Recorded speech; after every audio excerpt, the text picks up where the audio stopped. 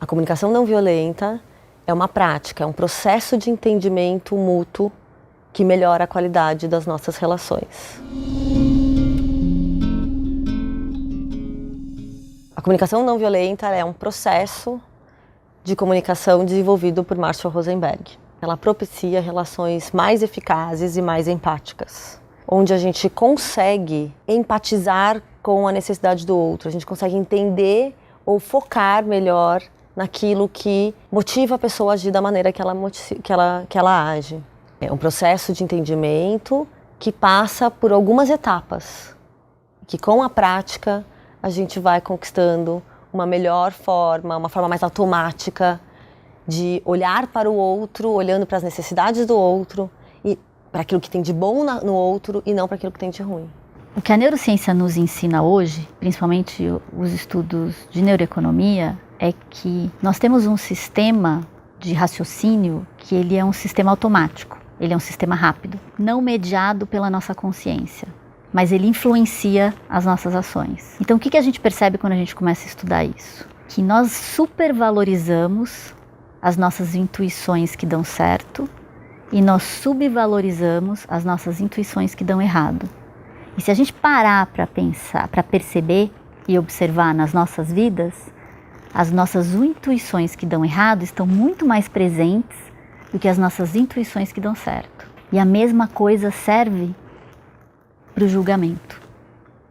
Na maioria das vezes, os nossos julgamentos estão errados. A neurociência pode ajudar a gente a pensar a própria comunicação não violenta. Porque, assim, a comunicação não violenta tem lá um passo a passo.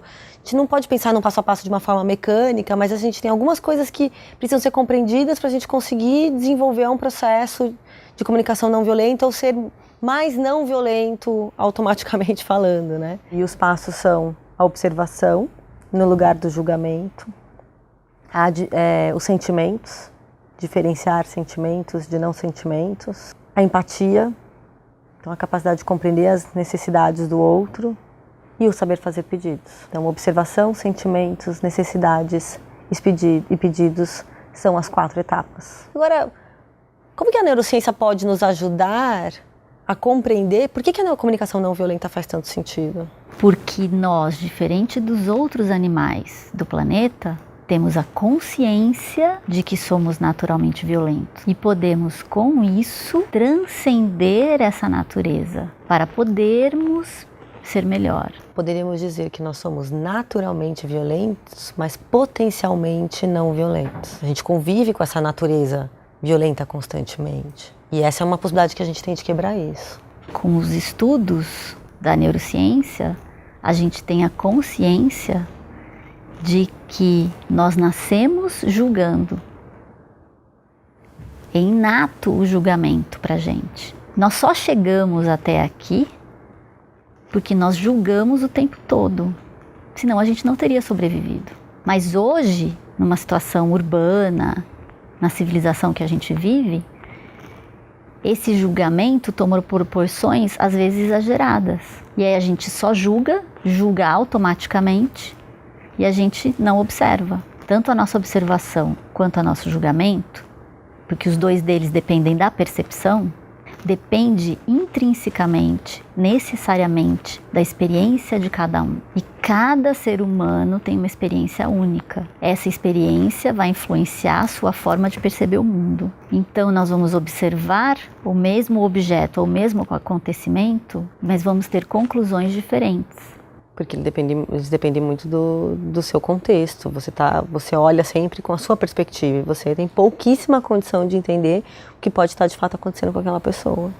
E a gente se confunde muito quando a gente julga. Então o que a gente precisa? Aprender a identificar o nosso julgamento automático, tentar dar mais ênfase à observação, aprender a usar mais a nossa capacidade de identificação desses julgamentos automáticos errôneos. E isso é muito difícil. É possível, mas é difícil. Quando a gente fala de sentimento na comunicação não violenta, para mim uma das coisas mais importantes que eu já escutei até hoje, foi uma das coisas mais impactantes no meu processo de estudo disso, foi a diferenciação entre sentimentos e não sentimentos. Quando eu entendi a diferença de me sentir criticado ou de me sentir triste, de me sentir traído ou de ter raiva.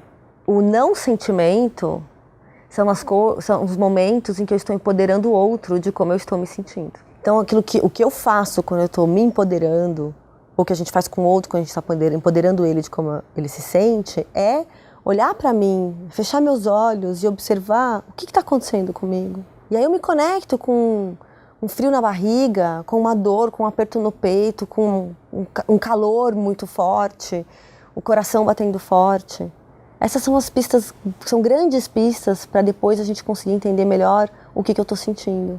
E aí, quando eu tenho mais claro os meus sentimentos, eu tenho mais condições de entender o que me motiva, quais que são as necessidades que estão por trás do meu comportamento.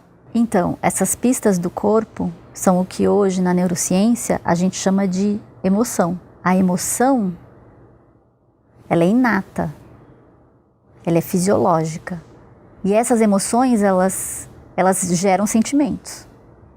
Às vezes, a própria emoção é o próprio sentimento.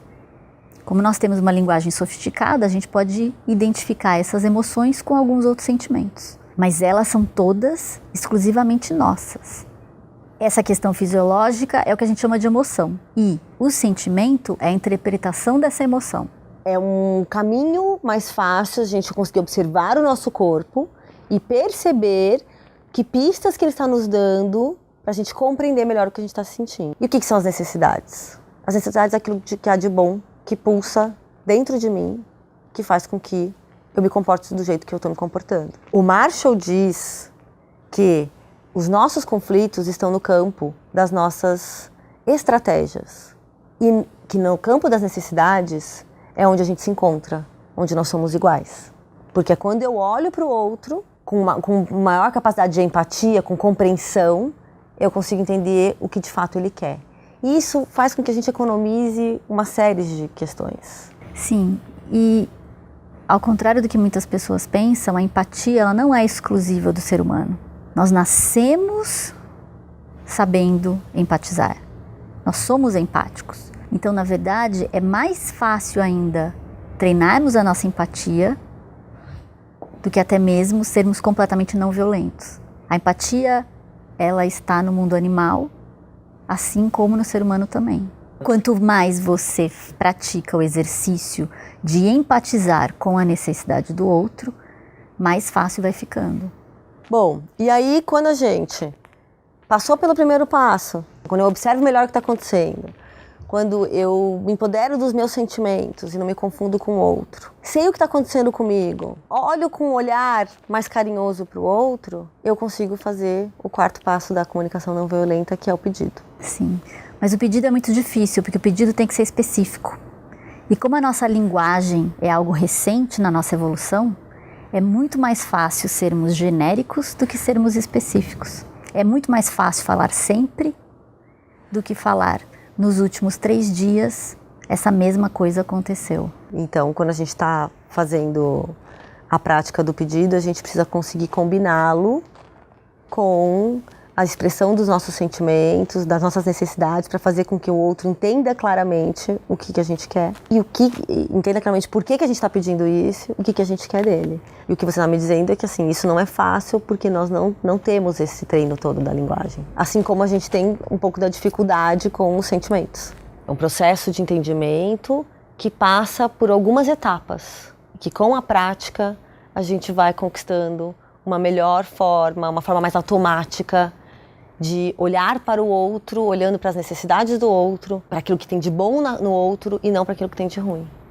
Então eu troco uma relação de desconfiança, uma relação de poder, de dependência, por relações mais autônomas, com mais confiança, com a possibilidade de construção de relações de ganha-ganha. A gente aprende com a comunicação não violenta a sermos mais sinceros com nós mesmos. Afinal de contas, se não fosse a prática árdua e difícil da comunicação não violenta, nós duas não estaríamos sentadas aqui hoje. É, com certeza. Acho que são alguns anos de jornada e ainda podemos evoluir mais um pouco, né? Com certeza. Você que é passivo-agressivo, inscreva-se no canal da Casa do Saber.